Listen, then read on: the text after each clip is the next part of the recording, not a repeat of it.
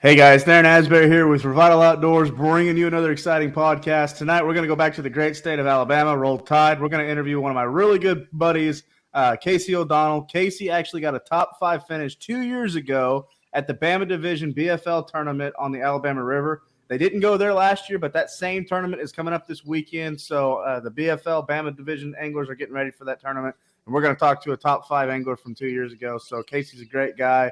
He's taken a lot of my money in the co-angling days back in the FLW Tour, but he's a great fisherman, and we've got a great podcast lined up for you. Before we get started, as always, Revital Outdoors is very excited to announce we are doing a $2,500 giveaway. This giveaway is for a lucky angler to be chosen at the end of the BFL season. To enter that giveaway, all you have to do is hit the link at the top of the description right below this video. We've got Costa Del Mar on board. We got Flambeau Outdoors, Seagar. We're working on some other exciting brands as well, so this is definitely not a giveaway you want to miss. So go ahead and hit that link at the top of the description, enter in. Also, make sure you subscribe to our YouTube channel if you haven't already. And check us out on Facebook and Instagram. There's Revital Outdoors. And if you've never heard of Revital Outdoors, we're a premium CBD company. We offer premium CBD products to all the outdoor enthusiasts out there. Our products are THC-free, made right here in America. You can purchase them directly off our website. That's www.revitaloutdoors.com. And don't forget, because it is Mother's Day, we are featuring 30% off our CBD soft gels with melatonin. So a great way to get a better night's sleep at night. They support longer night's sleep, and you don't have that groggy, sleepy hangover the next day. So check them out on our website. Again, that's 30% off this week for Mother's Day. That being said, let's go ahead and bring Casey right into the studio from the great state of Alabama. How you doing this evening, Casey? What's up there? It's good to be on, man. Yeah, for sure. You know, first I want to get into, everybody knows you as an Alabama boy, but they kind of first started hearing your name when you went to UCF. Yeah, it's been a split. We're about 50-50. I've been up here in Alabama for 8 years now, just learning the Tennessee River, learning current, learning the Coosa River, the Alabama River. I love the fishing up here. I actually just got back from Venice, Louisiana. I was down there last weekend, and I'm only 6 hours from that. So, I mean, I'm centrally located. That's the reason I first moved up here is I was living down in Florida. I'd been bass fishing down there for 8 years, 8 or 9 years, tournament bass fishing, hardcore bass fishing. And the tour, FLW tour, went north, and I said my rent in Alabama would be less than that added gas I'm using driving from Florida. So I said I'm just going to move to Alabama. Haven't left. Been here 8 years. I'm on South Saudi. If you're familiar with Lake Guntersville, you know where I'm talking about. I'm on the banks of South Saudi right now, looking at the river, Tennessee River, the beautiful Tennessee River. I think I see some fish out there schooling right now. So if you see me get a little excited during this podcast, it's because those fish out there. Well, good for you, man. You know, you've been doing this fishing thing a long time. I first heard about your name when I was fishing in college because you went to the first year I was in college. You went to the national championship. You were fishing with Miles Berghoff, and you just made a name for yourself outside of that. You know, you got done with college. You fished as a co-angler on the FLW Tour. You did really great there. You fished some opens. I mean, you're still around in it. You're in the game. Everybody's kind of heard of Casey O'Donnell. We all know that. We've talked about that. That's awfully kind of you to give me that introduction. You know, I just love to bass fish. I love to work hard. I like to do a lot of social media and things like that around fishing. You know, I'm running. I'm training for a marathon right now. I'm always trying to do something to better the fishing game, better my fishing game. It's my passion. It's the reason I moved up here. It's my entire life. So to get to share some stories, some fishing stories over a podcast with you, man, I remember your name too. And I always felt like I was giving money to you back in the day. So you're a hammer, and it's good to be talking with you, man. Absolutely, absolutely. We always make the greatest friends in this fishing world. So well, let's talk a little bit about Alabama fishing in the Alabama River. You know, you had a top 5 finish a couple of years ago in the Bama Division BFL tournament there. They didn't go there last year, as I mentioned, but you ended up with that top 5 finish in the Alabama River. The tournament was around the same time it's happening this year, this coming weekend. So tell us a little bit, recount a little bit about that tournament. Tell us a little bit about fishing Alabama River. And, you know, what can anglers expect this coming weekend? You know, this is going to be all about the current. Anytime you go to the Alabama River, it's all current. And one of my best buddies, I've got like 5 friends in this game, like true friends where we share info, we help each other, we tell people how we're catching them, or we tell each other how we're catching them. I have 5 buddies. One of them lives down there. His name is Dan Green. And I've only been down there twice, but I have Dan Green, who me and him just call each other and talk for hours and hours about current and just little nuances of a bass fishing. So I feel like I've gotten in Dan Green's head enough that I can go down the Alabama River and catch him. And it's all current. The guy's obsessed with current. And when you get down there, you'll understand that it's totally a current bite. I don't care if the spots are spawning or what's going on, because what you have on that Alabama River is you have water that fluctuates, can be 5 or 6 feet in the course of a day. I mean, you're looking at catching them in 3 feet of water, and the next day the water drops out and there's nothing there. So for that reason, I feel like you have to target spotted bass when you go to the Alabama River. They live, shallow and deep. And anytime that I feel like you go to a place that has shallow, smallmouth, you got to try to catch them on topwater, especially this time of year. Topwater is going to be a huge deal. It was a huge deal when I went there and did well. And then, like most smallmouth spotted bass places, you need some finesse techniques, something you can fish efficiently in that current. So that's what I would think are going to be major players. And pick your poison on any baits. It could be a finesse jig, it could be a shaky head, a football jig, something that you're going to be very efficient with in that current. You can't be getting snagged up all day. You've got to be in that current being efficient. And like I said, the topwater thing. It's that time of year. Topwater is going to catch bigger fish, and that place has big spotted bass. Right. Notoriously, the spotted bass really, you just hit the nail on the head. Like, notoriously, when you think about spotted bass fishing, they react very, very well to topwater fishing. They react very well to the finesse presentation. Let's dive into the topwater a little bit. When I think about topwater spotted bass fishing, I'm thinking about a spook or a pencil popper. Is that something that kind of like align what you're thinking of too? I like those baits, and a Super Spook Junior I feel like fits a smallmouth or a spotted bass just really well.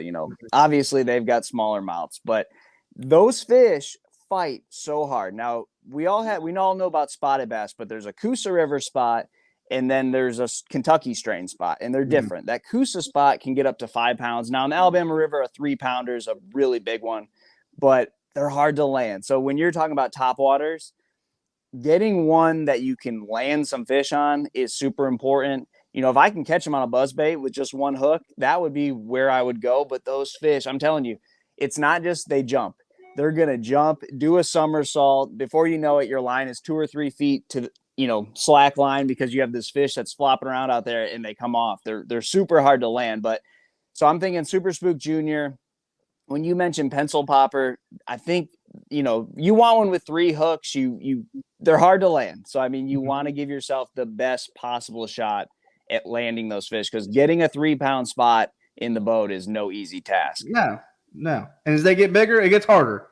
Yes, exactly. So, I mean, when I'm thinking, if I can get them to eat the one that's most efficient, that's the one I'm going to be getting them to eat. There's a lot of good baits. They'll eat a pop bar, they'll eat a whopper plopper, they'll eat a big spook, a pencil popper, like you mentioned. All those baits are good. I'd keep them all honestly. You're going to be in those current seams, and you're going to want to fish a bunch of different baits in there just to kind of get the right feel for what they're keyed in on.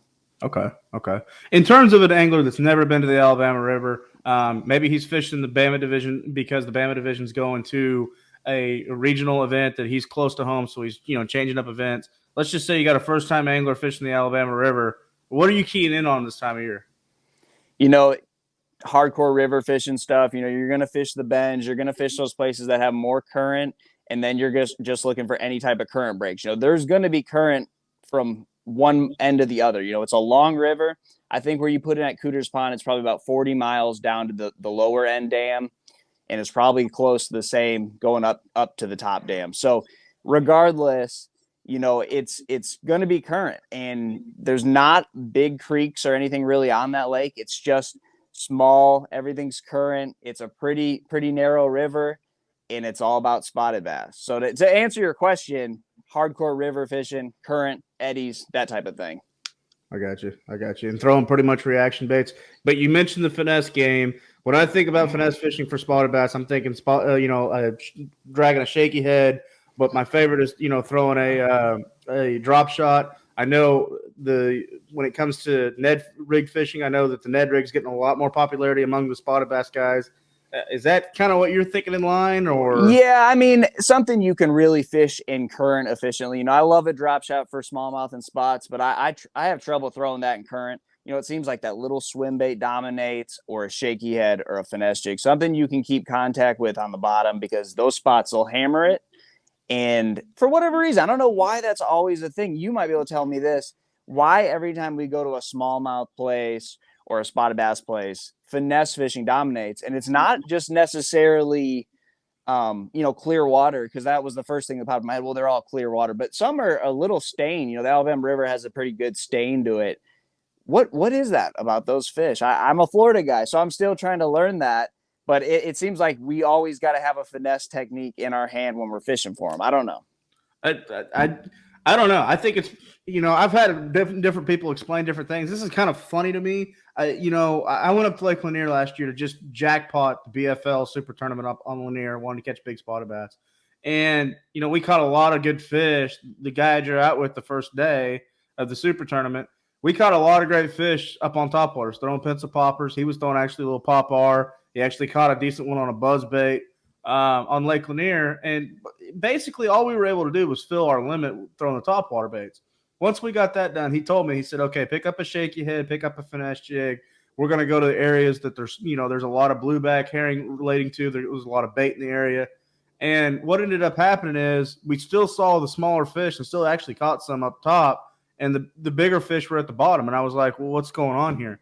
And he said, well, for lack of better terminology, the bigger fish sometimes don't get as aggressive. The spotted bass, they don't get as aggressive like a largemouth or a smallmouth. They are kind of lazy, and they'll kind of sit at the bottom of the wolf packs and just kind of pick up, whatever's left for them, because those fish are killing a lot of shad and a lot of bluebacks up top. So they're just kind of waiting to, get the dead bait. Or, I know that's a weird way to explain it, but it made sense to how we were catching them.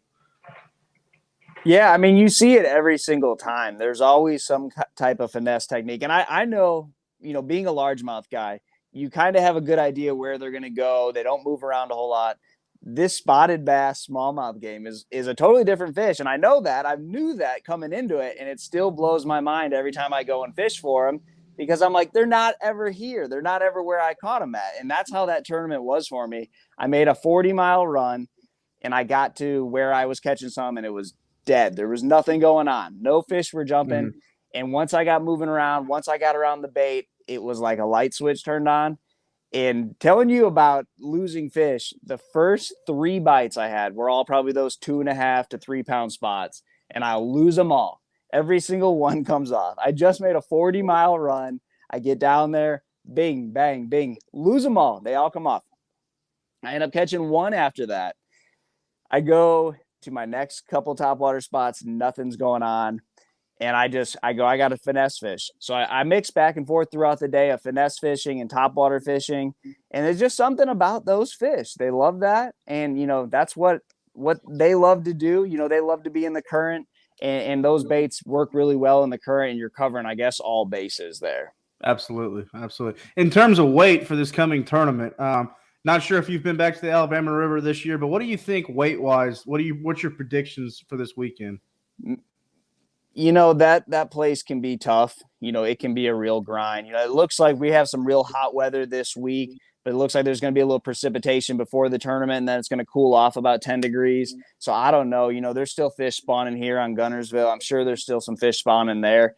That's a cool thing about the Coosa River and the Alabama River. It's got the fish to take 20 pounds. Now, could it be a really tough day? Could you see a lot of boat traffic, a lot of guys fishing the same stuff? They kind of get bunched up, and the weights kind of falter because of that. So, I think when we were there, I think I had 9 or 10 pounds, which I lost some big ones, though, that could have really bumped me up. But either way, catching a limit there isn't always easy. It's just a tough place because it's so small. It's got the fish in it, but they can get weary. So I think, I don't see 20 pounds. I don't really see, above 15. A 3-pounder there is a pretty nice fish. They got a bunch of them, but it's a quality fish there. So I think you could see 15, maybe a little lower than that. It all just kind of depends what type of day it is. I got you. So, okay, so you've given us a lot of great information. Obviously what type of day it is, but that's just a finicky fish, and it's a small river. So who knows what could happen there. Right. So, okay, so you've given us a lot of great information. Before I let you go, I got a couple more questions. If you were a co-angler in this event, because we all know you're a co-angling hammer, and that's transitioning to your boater side now. What are you taking as a co-angler in this event? Man, that's kind of where I got my foundation of finesse fishing. It would be something we talked about, Ned rig, fishing for bites. I mean, you're not gonna pinpoint the big ones from the back of somebody's boat. You got to just get the fish in the boat, as many as you can. Fish that MLF type style. Not worried so much about big fish. Obviously, if they come up schooling or something, you want to have a topwater or a swim bait ready. But just fish for bites. That's what I always like to do. I don't want to get in my boater's way. I want to be as respectful. Maybe you can lead them into the right direction. It's funny. My best Emma River, I was out fishing with my buddy Dan Green, and he is like, man, I love this area, but I haven't really got it dialed in. And I was fishing off the back of his boat because he's the master. He was teaching me what I need to be doing. And I was like, I'm just going to go fish off the back. Why? I started putting on a clinic from the back of his boat. So co-anglers going to this event, it can happen. I've heard many stories about fishing in the current and taking a whooping from a co-angler. I'm sure I've had a whooping from a co-angler in the current before. But, something that can just be efficient and fish in the current, Ned rig, shaky head, finesse jig, football jig, something like that. I got you. So, well, Casey, really appreciate your time again. Before we let you go, I know you got a lot of great sponsors that support you, a great family support system. Even back down here in Florida, you got a lot of great friends in the industry. Anybody you'd like to give a shout out to before we let you go? My wife, happy mother. This is her first Mother's Day. We all know this in the game, that you can't do this without a happy wife, somebody by your side. And it goes for, there's a lot of women fishermen out there. There's probably, there's a lot of couples that do this together.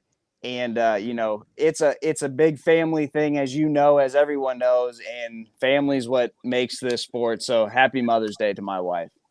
Absolutely. Yeah. And we can't forget Mom. On that note, again, I mentioned earlier on in the podcast, Revital Outdoors offers a 30% discount this week for Mother's Day to our CBD soft gels with melatonin. They are designed to give moms out there a better night's sleep. Let's just be honest, they need it keeping up with us hunting and fishing outdoor enthusiasts. So check out our website, Revital Outdoors. Click on the melatonin CBD soft gels. The price will be reflected automatically in the cart. So from all of us at Revital Outdoors, you've been listening to Mr. Casey O'Donnell from originally from Florida, now from Alabama. He was a top 5 angler 2 years ago in the BFL Bama Division tournament on the Alabama River. So Casey, thank you for your insight for the upcoming tournament. Before we let everybody go, make sure you subscribe to our YouTube channel if you haven't already. And then you've seen the rotating banner below. Make sure you hit that link at the top of the description right below this video. That way you can enter into the $2,500 sweepstakes giveaway that Revital Outdoors is featuring. That lucky angler will be selected at the end of the year. Again, happy Mother's Day to all the mothers out there. Thank you to Casey. Thanks for having me, brother. Yeah, absolutely. Thanks for having me. God bless everybody. We'll talk to everyone very, very soon.